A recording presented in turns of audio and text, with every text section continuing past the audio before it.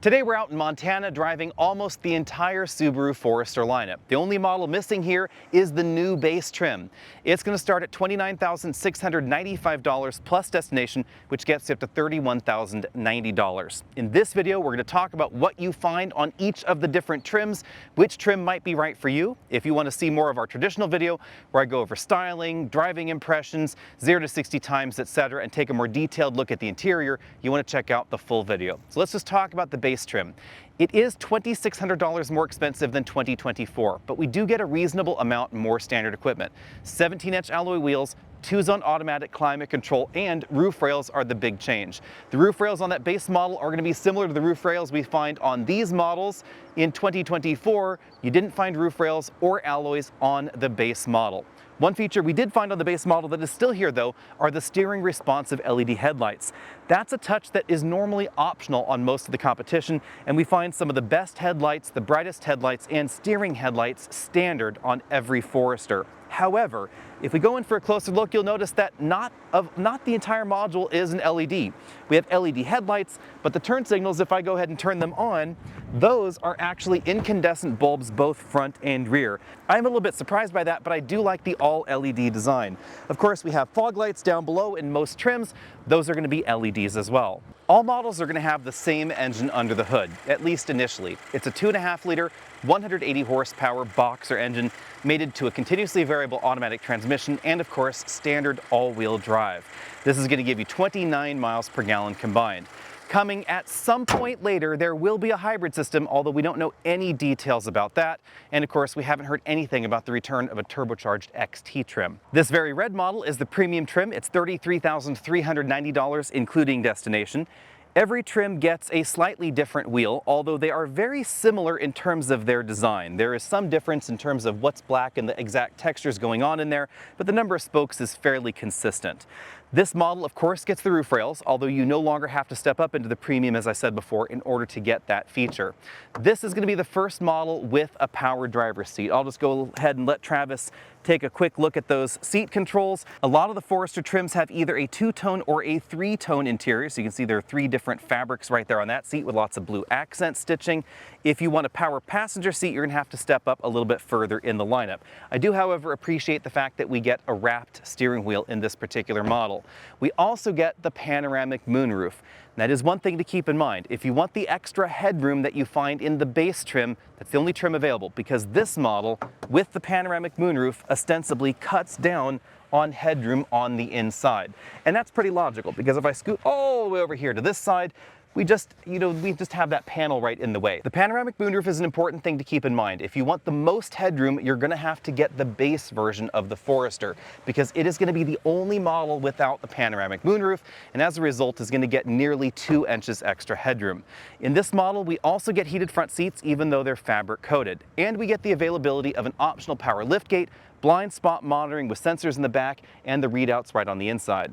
On the inside, we also get the 11.6-inch single LCD infotainment system that you've probably seen in the full video, and of course we get more USB ports on the inside. We'll take a quick tour around the inside in just a bit. But if you want options like the power liftgate, blind spot monitoring, and rear cross traffic detection, the premium trim is the first one where these features are available, and it's a $1,200 option. As you can see, we have a pretty accommodating cargo area in the back, but it is a little bit smaller than average in this segment, just due to the general design of the Forester.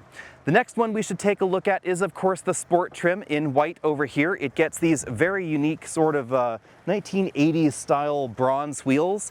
They're not quite 1980s bronze, but they're definitely a very distinctive statement.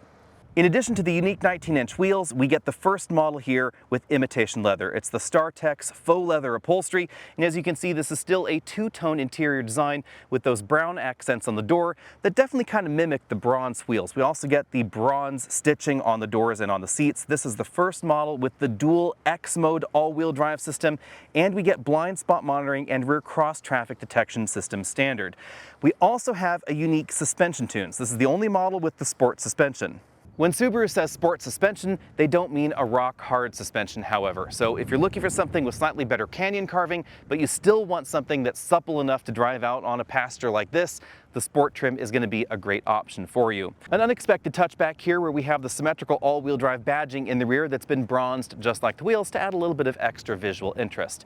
This model also has an option package available that's going to give you the Harman Kardon audio system, reverse autonomous emergency braking, and the SI drive modes. Those are not going to be found on the other models, but you will find it on this and above, but it's a $1,700 option on the Sport trim. And finally, moving up top, you'll notice that we have slimline, sportier looking black painted roof rails up here rather than the matte black roof rails that we find over here in the Premium. They're also a different design. These are a little bit chunkier. These have a higher load capacity apparently. So which one's right for you is going to depend on what kind of things you want to strap to your roof. You'll notice that as we move back to the Limited trim, but in the middle we have that Touring trim that has the same rails as the Sport trim. And then back over here to the Limited trim, we go back to the matte painted rails on top.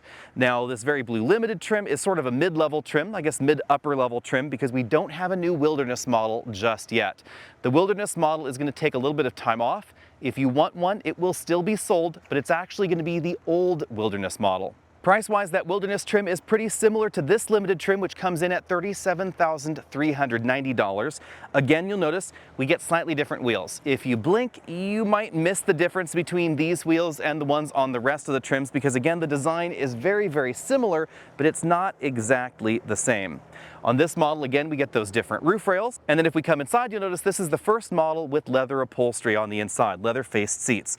This has the same sort of two-tone color scheme that we've seen in some of the other trims, only done in leather.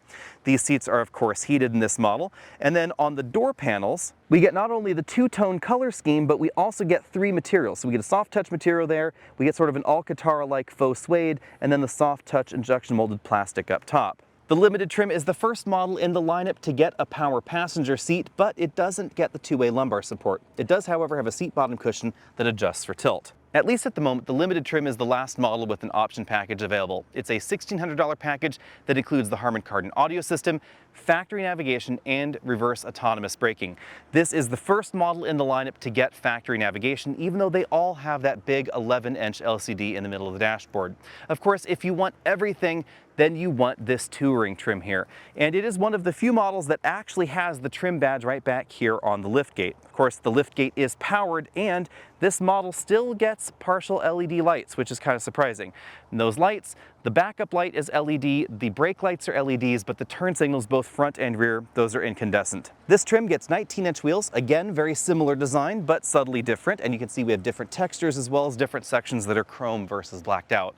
The Touring trim starts at $41,390, and it's effectively the fully loaded model. Now, if we go inside, you'll notice that we have the same power passenger seat in this trim. But instead of simply being heated, these seats are both heated and ventilated. It's the only model in the lineup that gets ventilated seats. It's also the only model in the lineup that gets this combination of leather upholstery and imitation suede. Again, that Alcantara-like fabric right there. Bronze accent stitching around the vehicle. And this is one of the few models that has more of a monochromatic interior feel. So over here on the dashboard, we have the same trim panels there, but all charcoal on this interior. Again, we're going to take a closer look at the interior in just a little bit. This is also the only model to get heated rear seats. So if you want that particular feature, you do have to work your way all the way up to the top-end Touring trim. If you're not a fan of this all-black interior, you can get the Touring trim with a brown and charcoal interior, and that is probably my favorite color combination outside the two-tone trim that we find in the Limited trim I'm going to show you in a moment. All models are going to have a very textured dashboard insert there, and all the materials are certainly going to be more premium than we found before. This is the large 11-inch touchscreen that is optional. In the absolute base trim, you're going to get a twin 7-inch display in the dashboard. The only way to get navigation is to step up the trim ladder. However, you can't add that to the models that get this screen but don't have that feature in advance. You'll notice down here we have touch buttons for things like the seat heating and seat ventilation. The steering wheel, it's more or less the same in every model, although obviously it's not going to be leather wrapped in every trim. It is worth noting, however, that one thing we don't find in any trim is a full LCD instrument cluster. Every model is going to get the analog display we see here. And the Touring trim is also the only way to get two-position memory on the door. Stepping down the trim ladder, we have the Limited trim we spent most of our day in, blue accent stitching on the dashboard, and this particular model has this two-tone sort of medium gray and ivory seat design with, of course, the darker charcoal dashboard sections. You notice we again have that same big LCD in the dashboard, same instrument cluster there, No seat memory settings for the driver and front passenger seat, no ventilated seats, but again, that power driver passenger seat combo. In the sport trim, instead of the imitation wood on the dashboard, we find, you guessed it, a bronze accent strip in the dashboard that goes with the bronze accents all around the rest of the interior. And we also get some bronze accents on the steering wheel as well. So you can see those right over there.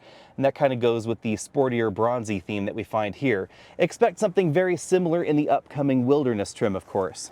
And last but not least, over in the premium trim, instead of wood grain, we find a silver accent strip, but if we go over to the steering wheel, which is at a jaunty angle, we do not find a silver accent strip on the steering wheel. So they are reserving some of those touches for the more premium models.